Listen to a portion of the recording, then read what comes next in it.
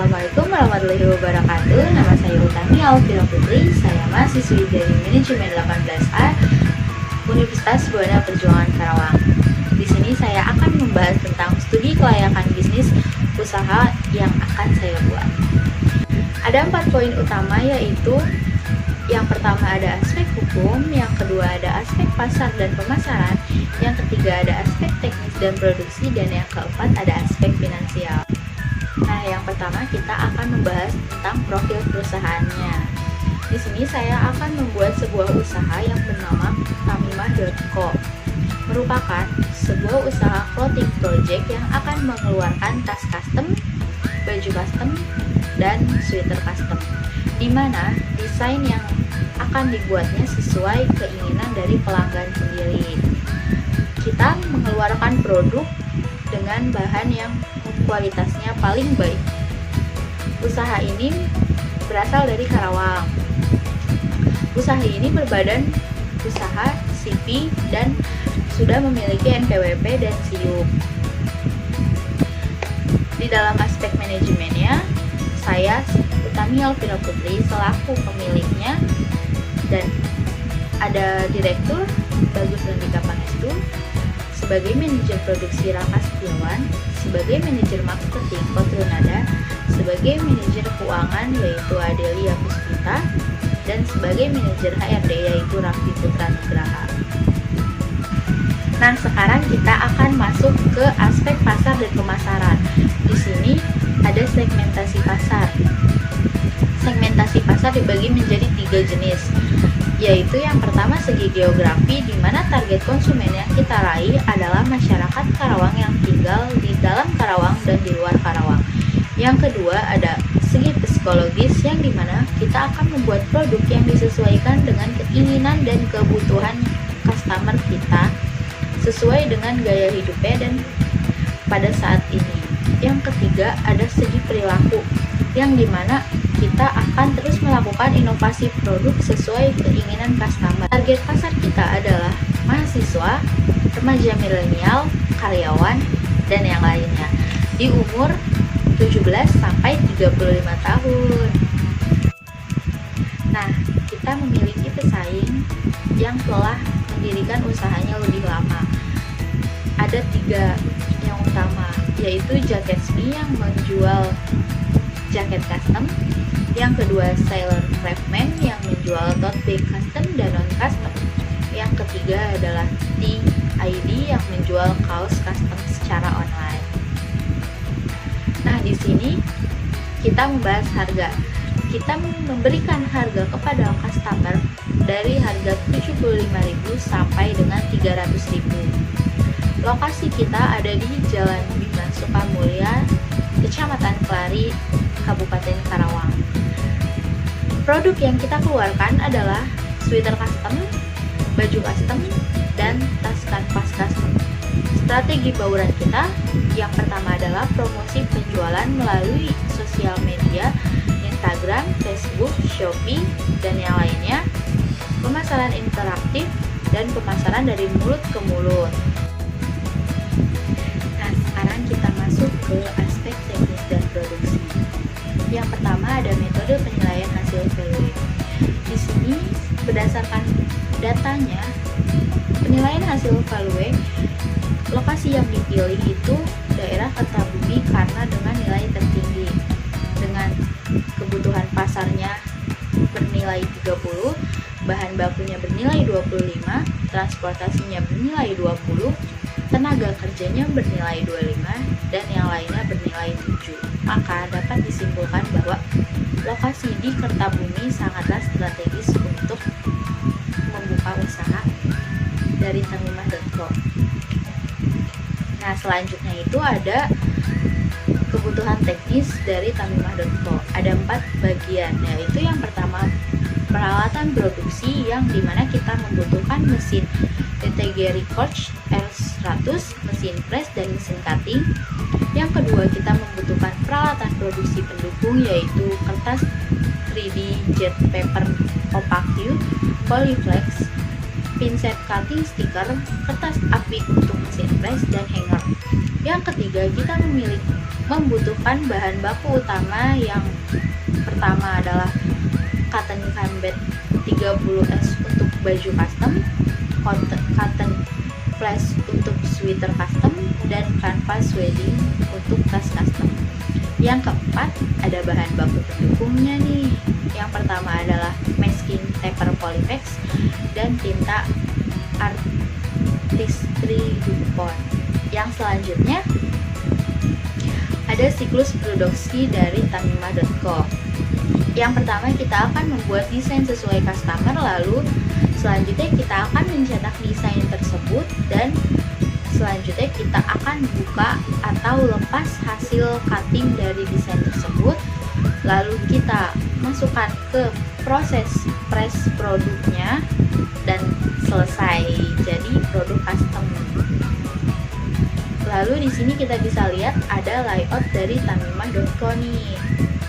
Dari lantai 1, bagian utama paling depan itu merupakan tempat desain dan berseberangan dengan kasir. Sebelah kasir ada clothing event. Di seberang clothing event ada ruang tunggu untuk mengambil produk ataupun yang lainnya sesuai kebutuhan customer. Lalu paling belakang nih ada tempat produksi. Nah, kita masuk ke lantai 2. Di situ ada ruang meeting, office, pantry, gudang, dan toilet. Nah, di sini kita masuk ke aspek finansial. Di sini ada arus kas nih selama umur ekonomis.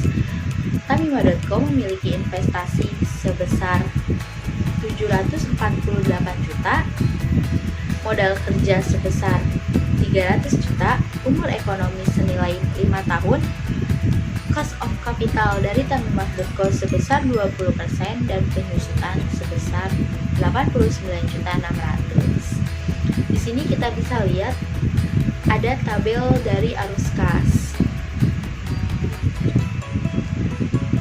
Nah, selanjutnya ada payback period.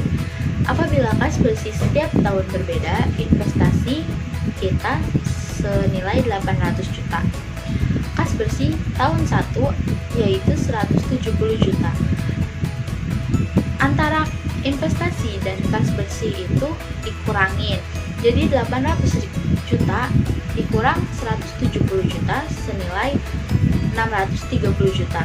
Kas bersih tahun kedua yaitu 630 juta dikurangin 210 juta yaitu hasilnya 420 juta. Lalu dikurangin lagi dengan kas bersih tahun ketiga senilai 230 juta. Jadi hasilnya 190 juta. Karena sisa ini tidak bisa dikurangi proses tahun keempat, maka sisa proses tahun kedua dibagi dengan proses tahun keempat, yaitu payback periodnya adalah 190 juta dibagi dengan 260 juta lalu dikali dengan 12 bulan. Hasilnya 8,7 bulan atau disamakan dengan 9 bulan. Maka payback period ini adalah 3 tahun 9 bulan. Nah, di sini kita masuk ke dalam rate of return atau ARR. ARR ini didapat dari rata-rata average earning after tax dibagi dengan rata-rata investasi. Nah, rata-rata it didapat dari hasil total it dibagi dengan umur ekonomis. Rata-rata investasi didapat dari investasi dibagi dengan 2. Nah, kita sekarang menghitung total it-nya dulu ya. Yang pertama, 180 juta ditambah dengan 220 juta ditambah dengan 260 juta ditambah dengan 270 juta dan ditambah dengan 300 juta, hasilnya 1.230 juta. 1.230 juta itu dibagi dengan 5, hasilnya 246 juta. Rata-rata it adalah 246 juta. Nah, sekarang kita mencari rata-rata investasi. Rata-rata investasi 748 juta dibagi dengan 2, yaitu bernilai 374 juta. Nah, jadi ARR-nya senilai 246 juta dibagi dengan 374 juta, hasilnya 65,7% atau dibulatkan menjadi 66%. Selanjutnya kita masuk ke net present value. Jika kas bersih setiap tahun berbeda, ada tabelnya di layar ini. Jumlah present value kas bersihnya senilai 971,802.000. Total kas bersih senilai 971,802.000. Lalu total present value investasinya senilai 740 juta dan hasilnya dari net present value yaitu sebesar 223.802.000. Net present value lebih dari 0, maka usaha dinyatakan layak atau baik. Lalu yang selanjutnya kita masuk ke internal rate of return. Rata-rata kas bersih senilai 335.600.000 didapat dari 269.600.000 ditambah dengan 309.600.000 ditambah dengan 349.600.000 ditambah dengan 359.600.000 ditambah dengan 389.600.000, maka hasilnya adalah 335.600.000. Maka perkiraan payback period adalah 748 juta dibagi dengan 335.600.000, hasilnya 2,228. Nah, di dalam tabel A2 tahun kelima diketahui yang terdekat dengan angka 2,228 adalah 2,220 adalah senilai 35%. Secara subjektif, tiap diskon kita kurangi 4%, maka menjadi 31%, sehingga net present value-nya dapat dilihat dalam tabel berikut. Perhitungan net present value dengan DF 31% yaitu total present value kas bersihnya senilai 764.944.000. Lalu di sini nilai net present value positifnya 764.944.000 dikurang dengan 748 juta, hasilnya senilai 16.944.000. Nah, selanjutnya ada internal rate of return, yaitu di sini kita akan menghitung net present value dengan DF 32%, di mana hasil dari total present value kas bersih dengan DF 32% adalah 746.355.600. Maka nilai net present value sudah negatif, yaitu 746.355.600 dikurang dengan 748 juta, maka hasilnya minus 1.644.400. Nah, di sini kita masih membahas internal rate of return yang dimana terdapat tabel di atas antara bunga 31% dengan bunga 32%. Di sini kita bisa lihat total present value kas bersihnya senilai 764.944.000 itu bunga 31%, dan bunga 32%-nya senilai 746.355.600. Lalu total present value investasinya bunga 31% ialah 748 juta.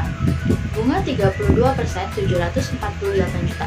Masing-masing antara total present value kas bersih dengan total present value investasi dikurang. Jadi net present value bunga 31% ialah 16.944.000, sedangkan bunga 32% net present value-nya adalah minus 1.644.400. Nah, internal rate of return-nya yaitu berumuskan I1 ditambah net present value 1 dibagi net present value 1 ditambah net present value 2 lalu dikali I1 dikurang I2. Jadi IRR untuk Tamiya.co adalah 31 ditambah 16.944.000 dibagi dengan 18.588.400 dikali 1%. Maka IRR-nya adalah senilai 31,009 atau dibulatkan menjadi 31%. Nah, selanjutnya kita akan membahas profitability index.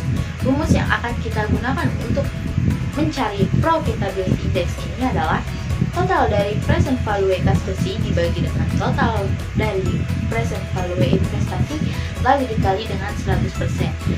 Jika kas bersih ini berbeda setiap tahun, maka mencari profitability index-nya sebagai berikut. 971.802.000 dibagi dengan 748 juta dikali dengan 100%, maka hasilnya adalah 1,29 kali atau dibulatkan menjadi 1,3 kali. Profitability index-nya lebih besar dari 1, maka hasilnya diterima atau baik. Nah, yang terakhir, kesimpulan aspek finansial dari Tamiya.co. Kesimpulannya adalah perhitungan ini untuk kasus kas bersih yang berbeda setiap tahun pada perusahaan Tamiya.co dapat dilihat dalam tabel berikut ini. Yang pertama, ada payback period. Hasil pengukurannya selama 3 tahun 4 bulan dan diterima atau baik. Lalu yang kedua ada rate of return. Hasil pengukurannya sebesar 66%, maka diterima atau baik juga. Yang ketiga adalah present value atau NPV. Hasil pengukurannya sebesar 223.802.000. Ini juga diterima atau baik. Yang keempat ada internal rate of return. Hasil pengukurannya sebesar 31%, maka dari alat ukur ini juga diterima. Lalu yang terakhir ada profitability index. Hasil pengukurannya sebesar 1,3 kali. Karena ini lebih dari 1, maka ini juga diterima. Jadi, pengukuran untuk aspek finansial Tamiya.co menggunakan 5 alat ukur, semuanya diterima dan hasilnya baik. Nah, segitu saja yang dapat saya jelaskan, kurang lebihnya mohon dimaafkan. Terima kasih yang telah menonton video ini. Wassalamualaikum warahmatullahi wabarakatuh.